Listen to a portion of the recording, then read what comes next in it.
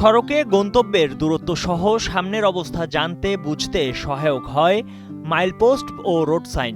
বেশিরভাগ সড়ক মহাসড়কে এসব মাইলপোস্ট ও রোড সাইন ঝোপঝাড় লতাপাতায় আচ্ছন্ন থাকে কিংবা ধুলায় বিবর্ণ হয়ে যায়। অনেক সময় এসব মাইলপোস্ট ও রোড সাইন চালকদের দৃষ্টিগোচর হয় না, ফলে অপরিচিত সড়কে চালকদের নানা বিড়ম্বনার সম্মুখীন হতে হয়, ঝুঁকি বাড়ে দুর্ঘটনার। অনেক সময় আমরা রোডে চলতে গেলে মিসগাইড হয়ে যায়, অনেক সময় কিলোমিটার এগুলো আমরা লোকেশন ঠিক করতে পারি না, বা অনেক সময় সেই জায়গাটা আমরা স্থান অতিক্রম করে চলে যাই।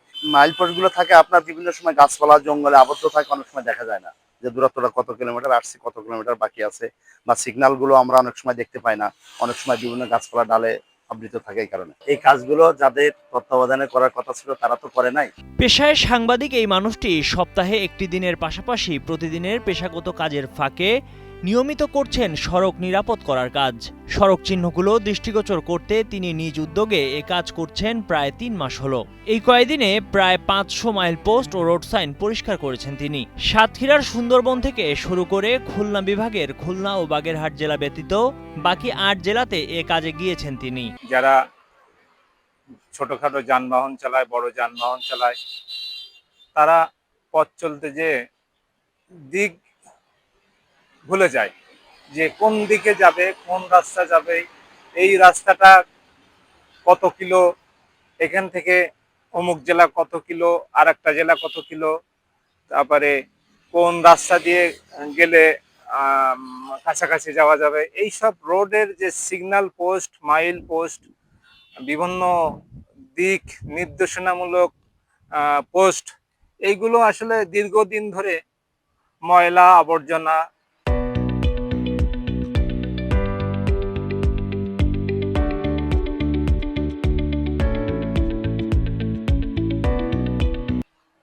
পড়ে আছে, এগুলো দেখা যায় না। যারা বড় যানবাহন চালায় তারা তো দেখতে পারে না। আমি নিজে একজন বাইকার, মোটরসাইকেল চালাই, আমার পেশাগত দায়িত্ব পালন করতে হয়, হয়তো এই জেলার থেকে অন্য জেলায় কখনো যেতে হয়। আমরা বুঝতে পারি না যে যে সিগন্যাল পোস্টগুলো ময়লা আবর্জনা পড়ে আছে, এগুলো আসলে পরিষ্কার করার উদ্যোগ কারা নেবে। তা মনে করলাম যে এটা আসলে সামাজিকভাবে যদি সবাই আমরা এগিয়ে আসি, তা এটা করা সম্ভব। কেন একটা প্রতিষ্ঠানের পরে এই দায়ভার থাকবে? আমরা এই দেশের জনগণ, আমরা এই দেশের মানুষ, আমরা কেন এর দায়ভার নিতে পারবো না? শহীদ জয়ের বাড়ি যশোর শহরতলি ঝুমঝুমপুরে। এই মহতি উদ্যোগে তার সঙ্গী ছেলে মেহেদি হাসান স্বাক্ষর। এই মাইল পোস্ট, বিভিন্ন সিগন্যাল, এগুলো পরিষ্কার করা আমার মনে হয় এটা যথেষ্ট ভালো একটি কাজ। যারা সড়কে চলাচল করে তাদের জন্য খুব উপকারে আসে। তো এই ভালো কাজকে আমরা কখনো নিরুৎসাহিত করি না। নিরুৎসাহিত না করে আমরা পরিবার এবং আমি আমার আব্বুকে যথেষ্ট উৎসাহ প্রদান করি। শহীদের এই ভালো কাজকে স্বাগত জানানোর পাশাপাশি অন্যান্যদেরও এগিয়ে আসার আহ্বান জানিয়েছেন যশোরের সড়ক ও জনপদ বিভাগের নির্বাহী প্রকৌশলী। শহীদ জয় সাহেব যেটা করতেছে এটাকে আমরা অবশ্যই অ্যাপ্রিসিয়েট করি, কারণ আমরা ইমপ্লিমেন্টেশন অথরিটি। কারণ রোড ইউজাররা এটা কীভাবে দেখবে? রোড ইউজারদের চোখে অনেক কিছু অসামঞ্জস্য চোখে পড়ে, যেটা অনেক সময় আমাদের অগোচরে থেকে যায়।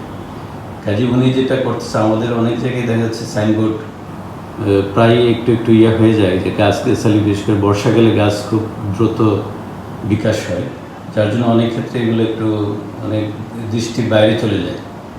যার জন্য শহীদ জয় যে এটা করতেছে এটা অবশ্যই অ্যাপ্রিসিয়েটেবল, এবং কোনো সংস্থা যদি আমাদেরকে সাহায্য করে এসব ক্ষেত্রে এটা আরও একটু ইফেক্টিভ হবে বলে আমার মনে হয়।